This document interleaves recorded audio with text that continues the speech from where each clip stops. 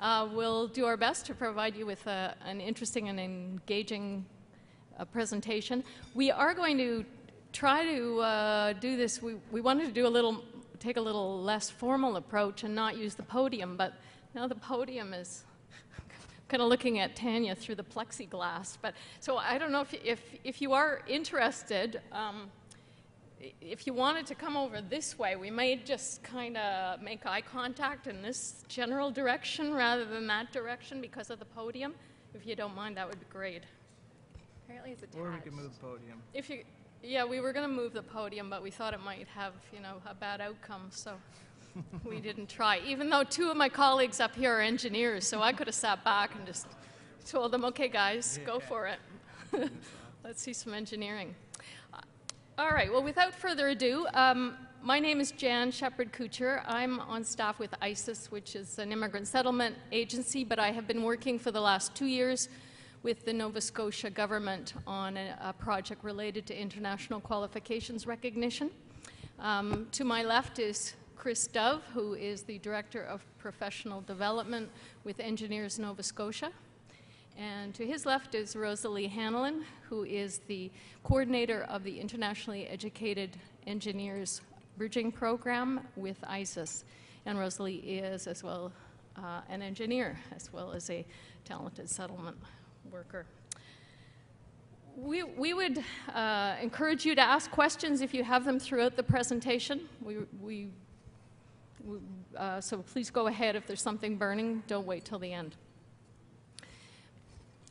Yesterday, when Alan Davis gave his plenary, at one point he said that many employers have a sense that, or believe that until we see you in action, we don't really know whether you can do the job. And I scribbled those words down because I thought that they really fit very much with our presentation. What we're going to talk about today is a program that is a way of actually making that happen, of enabling internationally educated engineers, or IEEs, we will use that acronym, to really show what they can do on the job.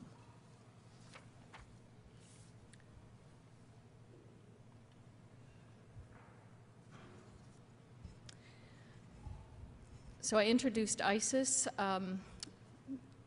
I've been with ISIS for 15 years. We recognized a long time ago that there's no way that we could work with internationally educated individuals without working in partnership. It's been a continuing theme and an approach to our work.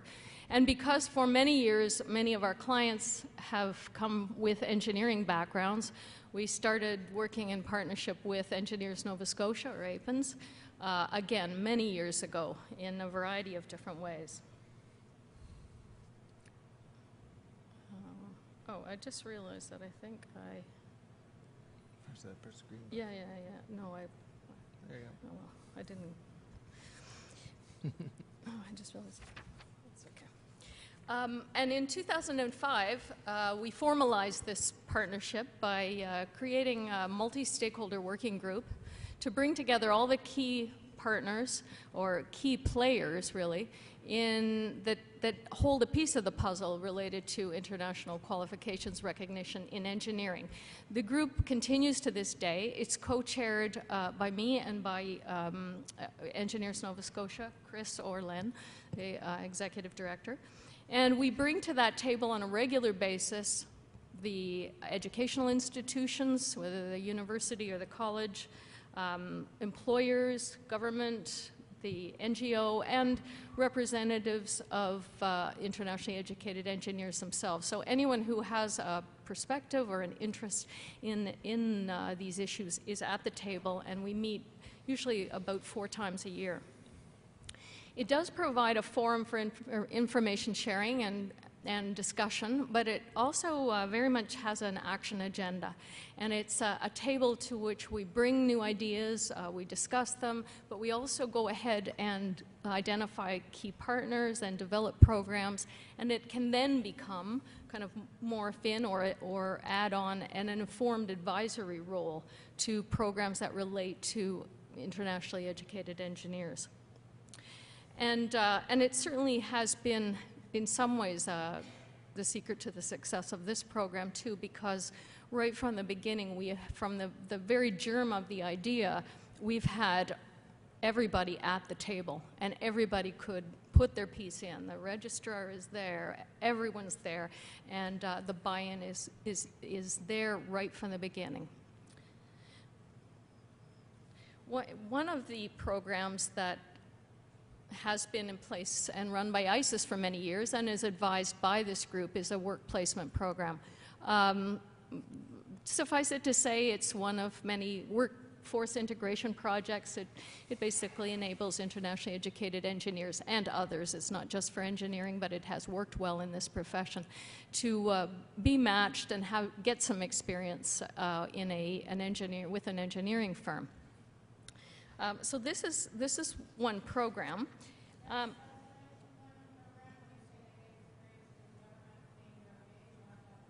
Well, initially this program is just a 6-week. It's not paid. It hasn't been. I mean, we started this years ago when, you know, we didn't have 2 nickels to rub together at the NGO, and we wanted to, you know, hook an employer, so we didn't want to ask them for anything except to open the door. So this program's been going on for a long time, and it actually has worked really well. And an engineer, for example, and I'm going to talk about engineers specifically, would be much more likely to have a successful entrance into employment after completing even this 6-week program. So, you know, I've been scratching my head about why this works for a long time, and initially we set it up to provide Canadian work experience, but I mean it's 6 weeks. I mean that's kind of pathetic as far as work experience goes. So it couldn't be completely that it's work experience. Maybe the references make a difference, the contacts, the networking, and so on. But I began to really think about whether the dynamic in this was that an informal, unintentional assessment was happening. When the engineer was in the work site, was the employer kind of taking a look at what he or she could do and thinking, you know, I kind of thought this person would be really a risky hire, but now that I can see that actually they seem to know their stuff. In fact, their language is pretty good. And so it shifts the perception of the employer from one of, ooh, this would be a risky hire, I don't want anything to do with that, you know, to, wow, this person will provide me with a great opportunity to bring a really talented, experienced person into my work site. Sometimes if they don't have a job, they would, you know, provide an excellent reference or suggest that someone else hire them. And it speaks to some of the issues that have been raised about engineering.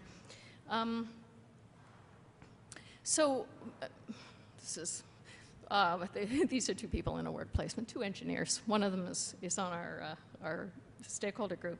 But we took this idea we started thinking about whether we could take the work placement program and take what we observed to be a kind of an informal assessment that obviously was taking place and introduce greater rigor and really use that opportunity to do PLAR in a worksite setting with engineers. We thought, you know, could they really be settings for more intentional competency assessment? We could take this existing program and we'd need to change it a bit, and we did make some changes, particularly in terms of length. So, but then what competencies would we use? We didn't have the competencies available in Nova Scotia at that time. What kind of tool? Who would do it? If we built it, would engineers be interested? Would the employers think it was a good idea? These kinds of questions we took to the stakeholder group, to our multi-stakeholder working group, and we batted them around. Would it even be helpful? So, over a period of, I don't know how long it took to kind of, as I have said before, incubate this idea, I don't know, couple of meetings maybe. First people around the table we asked were the employers, what do you think? Would this be a good idea? Would you be in? And both of the ones who were there said, yeah, absolutely, we think it's a great idea, really great idea. Engineers Nova Scotia, obviously right that we were in the Engineers Nova Scotia boardroom, which is where we meet. So keen and particularly willing to provide some project management, thanks to Chris. I mean, that was a critical thing we needed. We got lucky with Engineers Canada. It turned out that Engineers Canada had just finished developing their key competencies, and we're starting to pilot those, and Chris will talk a little bit more about that. So some of this was the ducks lining up in a row, and some of it was just good luck in terms of timing. We were able to secure some provincial funding so that we could pay, or at least provide an honorarium to the participants because the program was extended. And at ISIS, we work with engineers, but they don't. There's some opportunity to provide some preparation and orientation. We've been running an orientation and communication skills course for engineers for some time. So that allows some readiness, and along with some employment counseling, get the resumes in shape so that we were confident that the participants would be job ready and set to go. And they certainly were very keen when they found out about this idea to take part. And I guess I'll throw in my little quote. I've worked in this field for a long time, and much of that I've worked directly with clients. And I've had so many clients sit across the table from me and say, Jan, if I just could show an employer what I can do, then I'm sure they'd hire me. So I'm going to turn over to my colleague, Chris, and I'm going to give him the technology he needs to talk. Hello. And I need to have this in my hand, or else I feel Jan's a hand person, but I need to have the power in my hand here. Okay. You guys can hear me okay? This slide basically talks a bit about I guess if I could say it in 3 small points. An IE is hired, they demonstrate their competencies, and we assess them. It's pretty much it. It's pretty simple. I guess we can go home now, and I don't need to say anything else. But that's basically the whole program broken down. Jan said that you guys like pictures, so here's another one of our IEs working that was placed. Everybody working in likes a foundry, or I think it was a foundry. Yep, Maritime. Yep. Maritime Steel Foundry. So we had some great success during this pilot project. We'll talk a little bit more This guy works for Michelin right now. This guy works for Michelin now. Yeah. So he was hired full time after this pilot project. Jan spoke a bit of it. I'll talk more about the partners. It is a project that really came to line. Of course, ISIS was critical in this whole process. Engineers Nova Scotia, we work really well with ISIS. Engineers Canada, local employers, and I think the stakeholder working group, which has been around, and I know Jan had a big part in creating that, played a huge role in providing advice. It was used as an advisory group as we progressed in our project. And of course, funding by Nova Scotia Department of Labour and Advanced Ed was critical. You couldn't do much, and I guess we'll talk about that in the next steps. Rosalie will talk a bit about the funding and some of the challenges in how to make this steady state in the future. But funding was very important, and we're thankful for the Nova Scotia government for that funding. I'll talk for a few seconds about the Engineers Canada competencies, and I believe some of you might have been in the session yesterday. Suzanne was talking about these very competencies. It's pretty funny. There's, I say in engineering regulation, there's not a heck of a lot of things we do the same, and this is one that we're hoping will be the same, and you might even see some of the same slides from yesterday. So it's all about being efficient, I guess we'll say that. For those of you who don't know who Engineers Canada are, they're the overarching body of all the constituent engineering associations in Canada. So I work for Engineers Nova Scotia. We regulate in Nova Scotia. So we all, I guess all the constituent associations around Canada, APEGA in Alberta, PEO in Ontario, we own Engineers Canada. They provide guidelines, set some policies, but they really, their main focus is around the accreditation of engineers, and they set a lot of the accreditation standards. So that's who Engineers Canada is. As mentioned, they were in the process of working with some consultants in developing competencies for engineers, and it was through that work I was actually involved. Nova Scotia was one of the 3 provinces that were going to be one of the pilot groups. It turned out to be Saskatchewan and Ontario that ended up being the pilot groups, but we were at the table, so I had a little bit of knowledge of the work that was being done there. And the competencies, as Suzanne I'm sure mentioned yesterday, was for licensure of engineers, to kind of have a different way of looking at work experience, to look at competencies instead of just writing out where your work experience. So we'll talk a bit more about that. But the fact that these competencies were being developed was a huge deal for us, because it gave us something to be able to build on. And that's where the idea kind of came along. And I think the project was a lot of good idea and a lot of luck, just on the timing that happened there. So. So I know they piloted the competencies in both Saskatchewan and Ontario. The results were great. They made a few modifications, and now Engineers Canada is recommending that the constituent associations start, depending on which way they want to go with it, start using the competency assessment model for licensure in Canada, which is a huge step in a different direction from the way it is now. And I know in BC, Jillian's here, they are further down the road. They started before Engineers Canada developing their own competency model, which is well in line with the one here. So when we asked Engineers Canada if we could use these competencies, they said sure, no problem. Gave us access to the competencies, to the definitions, to the training information, to the PowerPoint presentations, which you'll see some of the slides here today. I can't profess that they're all mine, but it's nice to be able to leverage some work that's been done out there. So that really set us up to be able to go down this road. A couple of slides on competencies. I'm by no means a competency expert, and I always say, as a director of professional development, I need to ensure I'm competent in my area of practice, and this is by no means my area of practice, so I won't talk too much about it. But for those of you who weren't here yesterday, and I'm sure a lot of you know a lot more about this, competency is just about observable knowledge, skill, showing experience and knowledge, required for successful job performance. It's acquired through experience, the application of knowledge, skills, and abilities. It needs to be observable, and it defines the behaviors for successful job performance. So I'm sure there's people in here who could talk for 2 more hours about what a competency is, but I just thought I'd put that out there. In the context of Engineers Canada, I'm sure you might have seen this yesterday as well. They landed on 7 core engineering competencies.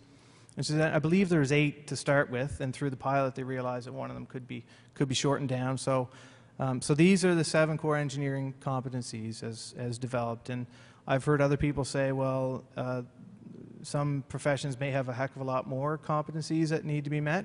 But I think if you look at and I'll show a slide that just shows the indicators. If you look at meeting the indicators, it kind of breaks it down a lot further and gets a lot more easy to understand. So this is all the background on the competencies, which you may or may not have seen already yesterday. Just a slide showing one of the 7 competencies. How they're broken down. There's a definition, and then there's the indicators. So you can see from the indicators: defines, analyzes, identifies, develops, tests, evaluates. So this is just a further breakdown. These will be the indicators, or what would need to be demonstrated by the engineers, either for licensure or during their work placement, and they'll be assessed upon when they go during that placement. So for our project, there were 3 somewhat linked stages. There's a self-assessment, and a self-assessment tool was developed by ISIS. I'll show that in the next slide. This is really a chance for the engineers to be able to reflect on the breakdown of competencies, to get an idea of what the context was within the Engineers Canada competencies, so they can really become familiar with it and reflect back on their past work experiences and how they may fit with the Engineers Canada competencies. Then there's the work placement. So in this case, a 4 or 3 month work placement where they're placed with local engineering firms. They're given tasks throughout that time, and then they're asked to, after the fact, through the performance assessment component, document their competencies, so how they've met each competency, and Rosalie will talk a little bit more about that. But it's really the direct supervisors that will be the ones that will be assessing these competencies, which is a little bit of a different way. For licensure, it would be 2 trained assessors that would be assessing the competency breakdowns of somebody that they've never met. So it's a little bit different in that way, where you have somebody who goes into a workplace, they have their work experience, they document their competencies, and they may not meet all the competencies during a 3 or 4 month work placement, but it sort of shows their performance against those competencies. So it's not whether they're competent or not, it's how they performed against the competencies, which is a different take on the competencies that were developed. So which I think is a real world use for the competencies that were developed, and something that we're pretty proud that we came up with the idea. I think it's been working quite well.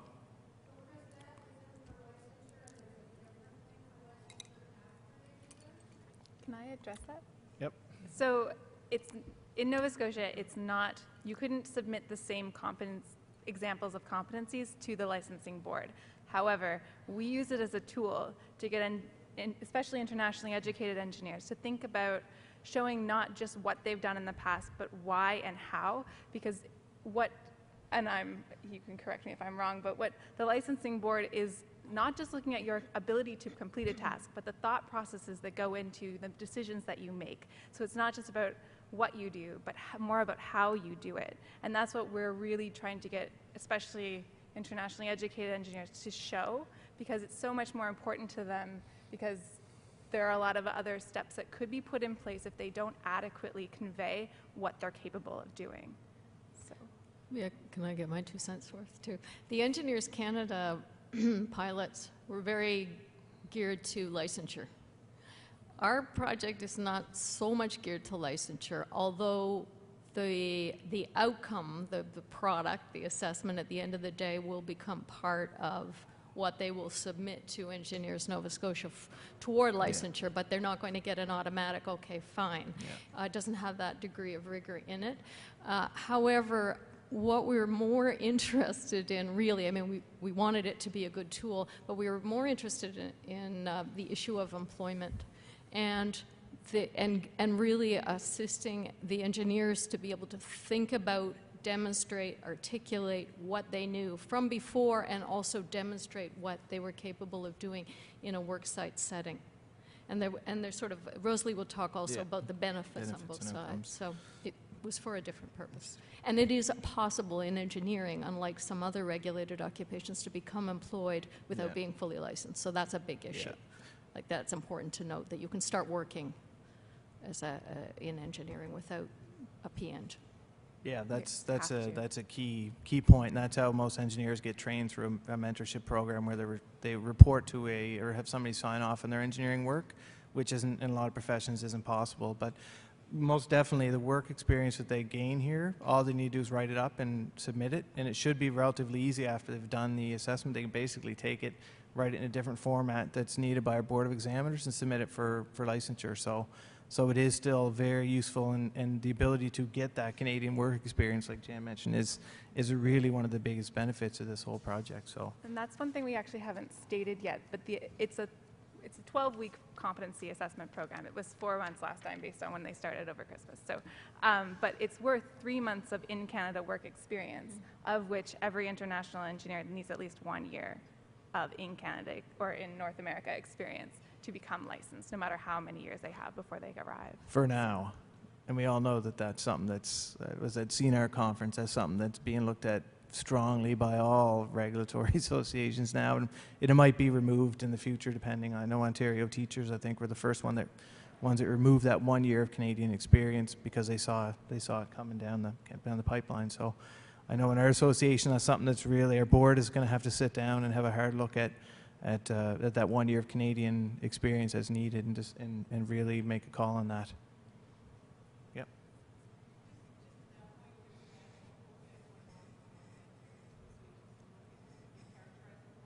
Yeah.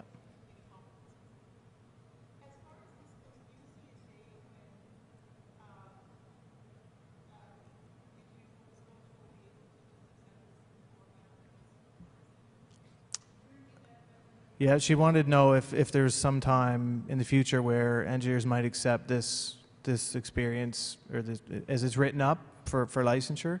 I think our Board of Examiners would have to decide on that, and I think it would really have to link into the overall competency assessment piece. But if it were the same competencies, the same assessment, it makes a lot of sense for it to to count, but again, it would be a decision that would have to be decided by our Board of Examiners, a policy decision, I guess. Yeah. Because it would make a lot of sense, instead of duplicating work, have it, if you could have it done once, why wouldn't you? So, yeah, that's a good question. And maybe with a little more development of the assessment, because in a work site, and that's what we're most excited about, is that it's in a work site, but you know, the types of tasks that someone would be exposed to and would be more limited than probably what would be required in a competency assessment, but maybe this plus some additional work on describing and providing evidence of their competencies that were attained prior to coming to Canada. I know if our Director of Registration, Sandy Oik, was here, she'd be telling me, always use, oh, it may be considered, it could be considered, never say it, anything will be considered for anything unless the board. So I just have her sitting on my shoulder whenever I talked about things, because she's always reminds me. Yeah, and she's always like, no, don't write that, don't say may, don't say will, don't, yeah, so. Stakeholder group will keep working. Sure. Yeah. We have a.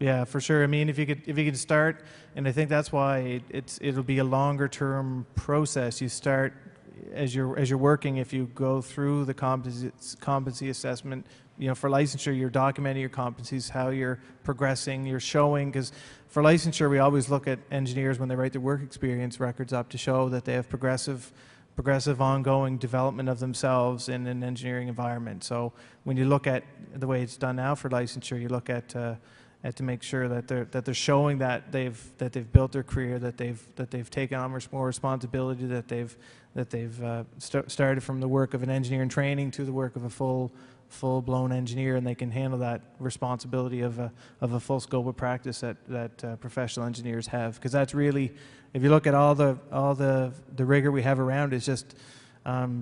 We don't license engineers as a mechanical engineer or civil engineer. We license engineers. You're an engineer. You have a full scope of practice, and it's up to you to decide the areas you're competent to practice. So it's a little different than some other professions as well along that. So yeah, question.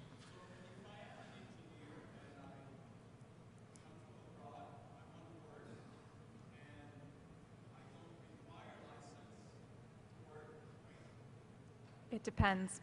It will depend. If you want to do any sort of design work, if you want to teach, and any aspect of the course you're teaching requires design. You can't sign off on a project unless you're a PEng, but you could work for a firm.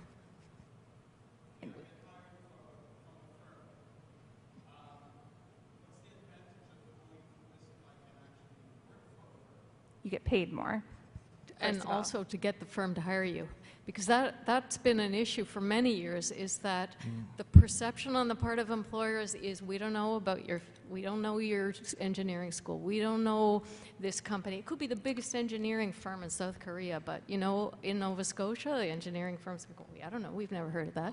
We don't know what you can do. And I mean, research has shown that there's a real reticence on the part of employers to take a chance on an immigrant, even though there may be very substantial experience. So this also, and I guess my piece here is that it breaks down some of that resistance, some of that reluctance to hire, because it provides a mechanism for a demonstration of skills and articulation of competencies, and it's in the work site. And that's another really important thing that we've found with working with clients over the years, is that it's really crucial to help people to get into their field as quickly as possible, that they not be diverted into what is in the business called survival jobs, that even if they're not working up to their absolute capacity, at least they're in their field. So that's why. If you were already working for a firm, fine.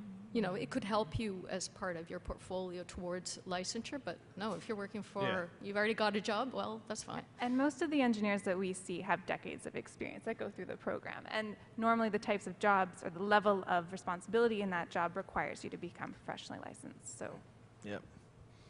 Yeah, basically, if you're practicing engineering in Nova Scotia, you need to be licensed. So, yeah, question back there?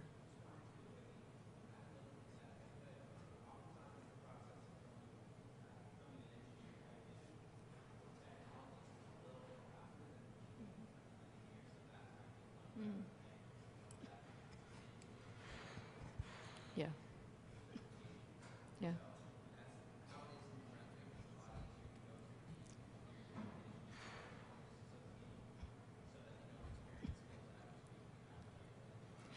There's also an aspect we haven't touched on too, where it's like people, as engineers, it's a huge part of who we are. It's how we identify ourselves. So for a person to come to Canada and for someone to say, oh, well, actually, we don't recognize you as an engineer, it's really badly impactful on their psychological well-being. And that's a huge part that I've seen for people. So, On the engineering technicians, technologists, though, the regulator sits on our stakeholder group. The community college, which teaches engineering technology, is on our group and is active.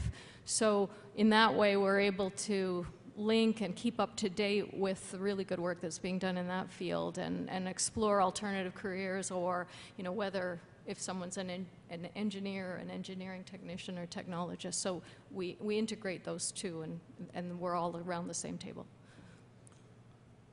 Okay.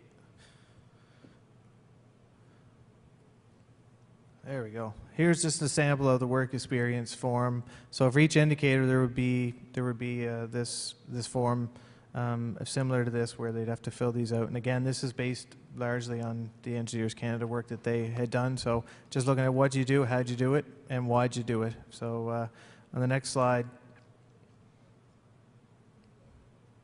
this slide will go. This may be a familiar slide.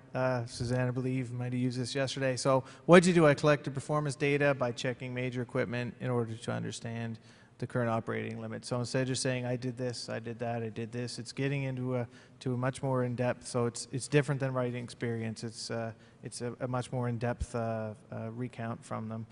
So it's all about just structuring examples in the right way. And again, I can't profess to be an expert in this at all, but you can talk to Suzanne after. She'll give you some more information on the competencies. this is part of the training that we provide to both the IEs and the supervisors. So, Yeah. but what we're expecting them, and they actually get that previous slide. They have one of those per indicator, per competency. So many items that they need to think through each of those questions. So yeah, it's quite a bit of work to write this all down, but if it's done right, it's yeah, pretty all-inclusive. Okay. Yeah, there's an assessment of the of the submissions afterwards as part of the process. And Rosalie, you'll talk a bit more about that after, yeah. So Rosalie's going to talk a little bit about some of the benefits, outcomes, and those things, but I'm going to just talk about overall. We did an evaluation. So we did a pilot. We piloted with 10 internationally educated engineers, and the results were great. We had Gardner Pinfold did a full evaluation of it, and you can see the quote in the bottom. They found extensive evidence that it provided IEs with an opportunity to demonstrate their skills and abilities in a professional environment. So one of the there's a lot of really good quotes. So we had to cut some of the slides down, but I had a ton of good quotes that the evaluation had. But it was a very good evaluation, very positive on the outcomes. And there's interviews involved. All the internationally educated engineers were quite pleased with the opportunity to work and to have their competencies assessed. So that was a good outcome. So as a result of that, after the pilot, we Gardner Pinfold recommended continuation of the WPAC project. It's a terrible name for a project. It was really long. It was IEE-WPAC. It was terrible. We called the BPE the best project ever, but that was just an internal code name. But it said that the project demonstrated potential to assist immigrants in settling in Nova Scotia. So in the longer term, so I think that's a huge, great outcome for us. And the project, the pilot, and I think it led us to realize that this is something that needs to continue, and Rosalie will talk about that with another picture for you all to see. This is Moog Focal Technologies and another IE who participated in the program before. I guess I actually came on what they've spoken about, I came on after the fact. So the first pilot had been completed, and I was brought on in July, and I was really fortunate, partially, because we actually had the opportunity to have someone focus on the program. Because before in ISIS, we had people who were contributing to it, but there was no one who was holding the program. So it was our first opportunity to really have the multi-stakeholder working groups have someone to say, go do this. You can go. And she's doing a great job, too. Fabulous. Thanks. I'm trying my best. So I just thought I would give you an overview of how this works in practice because, and as I admitted to my table in the last session, I didn't know what PLAR stood for before I came this week, so, or before I was invited, so I hope I can give some practical application side because, as Chris said, we're not necessarily experts in defining competencies, but we've taken what the experts have told us and we've tried to put that into the workplace. So basically, our main focus was to create really good matches between our internationally educated engineers and engineers in Nova Scotia doing very similar work. So the way that we've been approaching that or ensuring that that occurs is that I meet with every applicant we have to the program to understand their background, to understand what projects they've worked on, what they're passionate about, and where they see themselves working in Nova Scotia. Part of that is they have to identify what companies, tell me why those companies, and usually that's a pretty good indicator of how invested someone is in the project because if they're willing to do their own research, they're going to be a good match. So then the other side of my role that I see is to really understand what the landscape of engineering in Nova Scotia looks like. So what projects are going on, who are the major players, what companies do what element. We have a lot of international companies and national companies, but it's sometimes very difficult to understand what's actually being done on the ground in Nova Scotia. So it's required a lot of just networking, getting meetings with different engineering companies, and really showing interest in understanding them. And they've all been really, really positively responsive to this program. I think given that engineering is so regulated, they enjoy the fact that this is another process through which we're trying to assess the abilities of someone coming in who hasn't gone through the previously strictly regulated program. So, so they're actually very interested in participating. It also helps that they get a really highly qualified engineer for 12 weeks at no cost. And we cover their insurance. There's really no, other than the actual cost of having a supervisor spend time with that person, but it's definitely worth it to them to have someone who has experience in the field that they are working in. I have had multiple times where I've talked about the program to someone, described a client that I'd like to place with them, and they're like, well, can we hire them? I'm like, absolutely, Yes, you yes, can you can. definitely hire them. But they do appreciate the opportunity to get to know the person through the 12 weeks first. And so basically,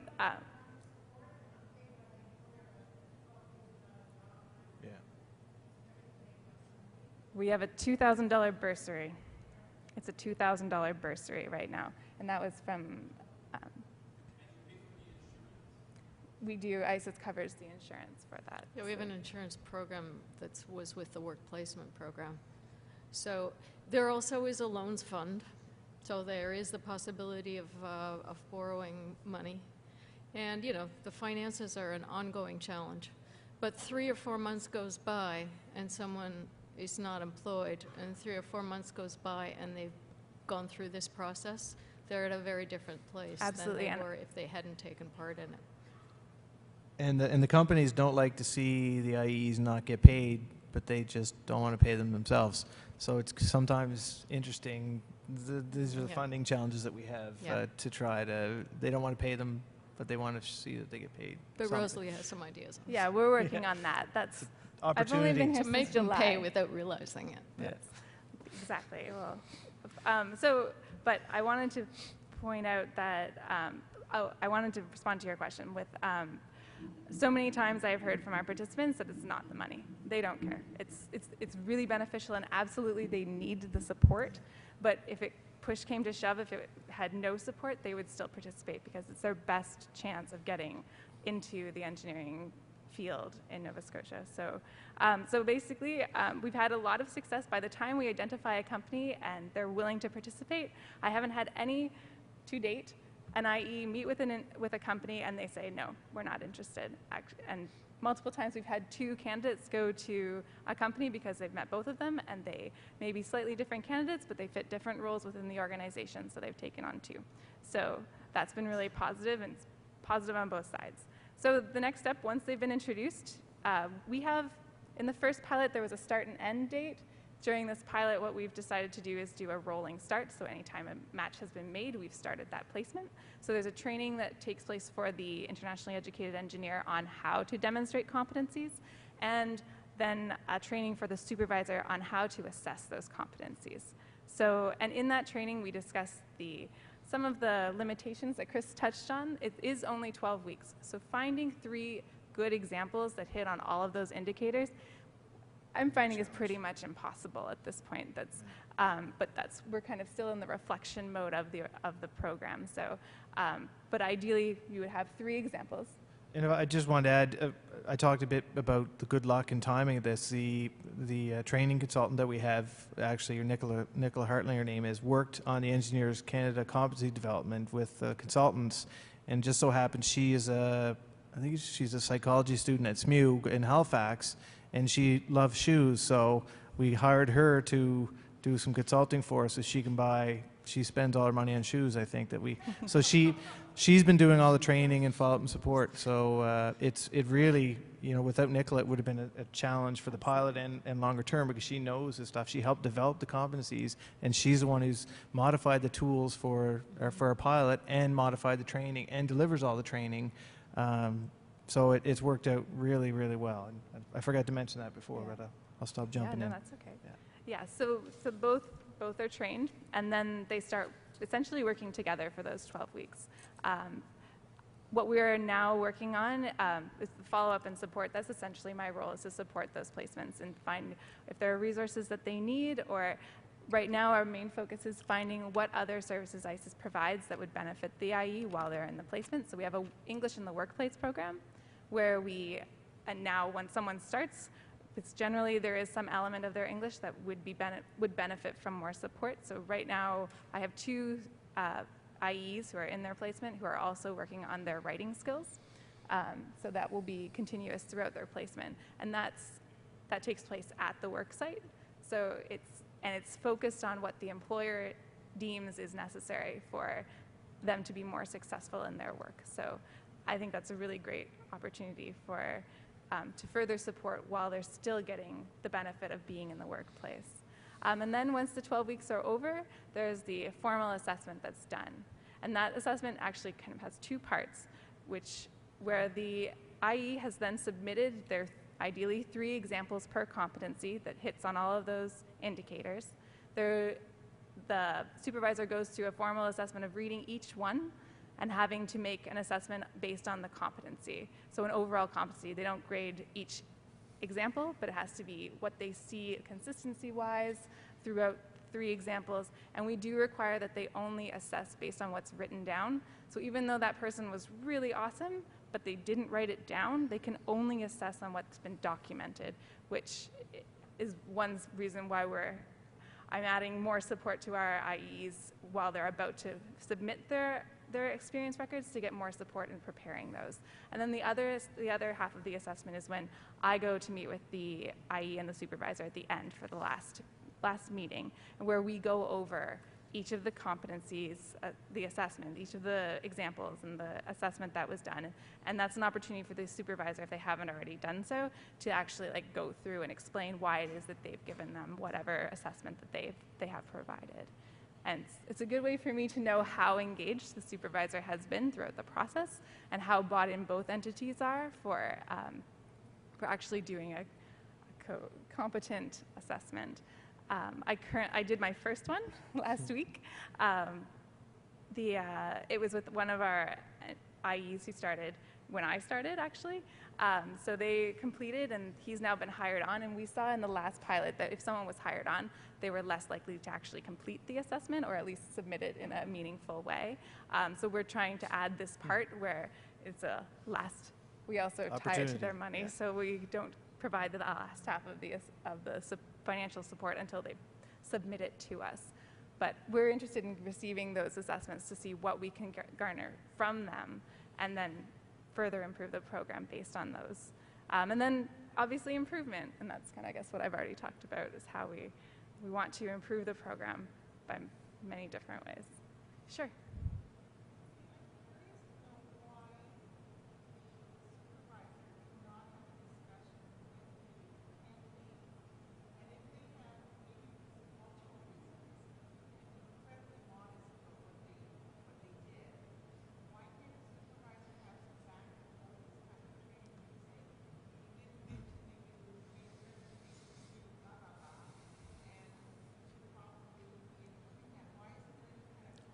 They absolutely are, should be. and that is being They- done, and that is, Yeah. and actually I have multiple people who have been preparing their experience, their examples throughout as early as Yeah. like 3 weeks in. We recommend they wait later, but they've already started. So, and then they have their supervisor review them, and some of them are doing like really meticulous jobs about ensuring that it does fully reflect what that person has done. So it Yeah. is part of that.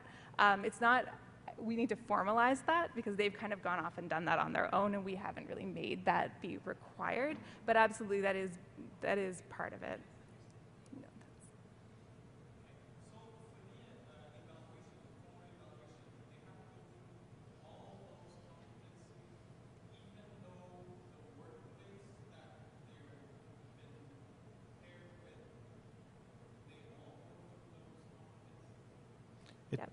I guess it depends if they've demonstrated those competencies. They don't have to do them all. They may not have been they may not have had exposure or been involved in projects or work that would give them examples for each of them. So remember it's a performance assessment. So basically they're assessing their performance against the competencies, not assessing whether they're competent or not. So that's the difference between, for the Engineers Canada, so for licensure, when it goes down that road, they need to demonstrate all of the competencies in order to become licensed. So it's a bit different. It's a different take on it, right? It's being used for performance and not for licensure. It's like a sampling. No. Government. The provincial government funded the pilot, and we're challenged in our ongoing funding. That's one of our opportunities. Yeah. And there is some significant in-kind from our organizations, but funding, particularly for the role that Rosalie is carrying out, is the most crucial. That's almost even more important than the honorariums, is to drive that. So that's one of the challenges that's ongoing, but we're determined to overcome that. And the province, I'll just say, is also much more inclined to fund projects that arise out of a multi-stakeholder working group, because they know that all the key players are supportive and believe in the project and think it will work and are prepared to work in collaboration. So that puts us in a good place to access provincial funding, what does exist.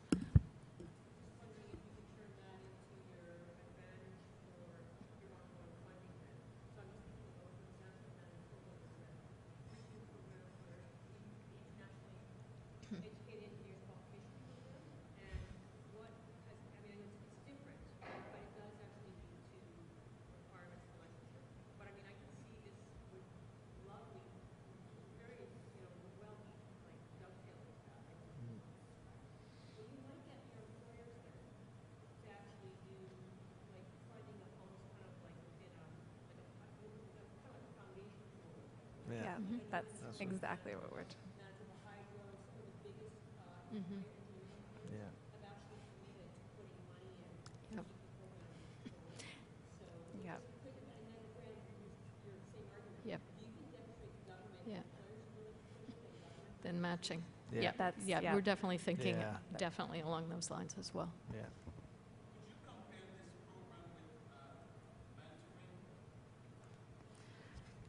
ISIS runs an independent mentoring program. Engineers Nova Scotia has mentoring, but I think clearly there's a mentoring theme that goes through. And also, you know, although it's assessment, there's obviously teachable moments, there's obviously experience. So, you know, to just say that it's just assessment would not be presenting the full picture. So, yes. Yep. Sorry, can you speak up sorry. Oh, good. I'm glad you can hear. I thought it was just me.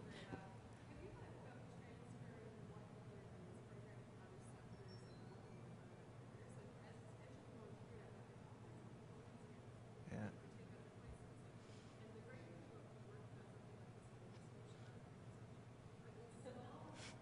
Yeah. You can transfer. Mm-hmm.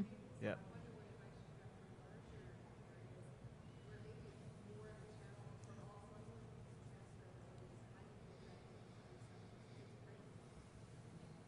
We'd Yeah. only meet 4 times a year, so I would. Yeah, that's just, you mean other professions, though? Other Yeah. professions. Yeah, I think we're very interested in that, Cynthia, but this is really our first kick at the can of going public.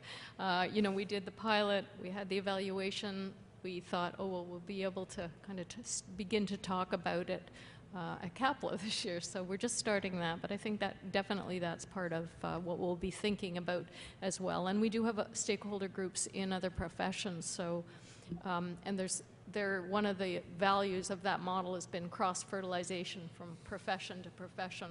So we'll be looking at sharing the model with other professions or sectors.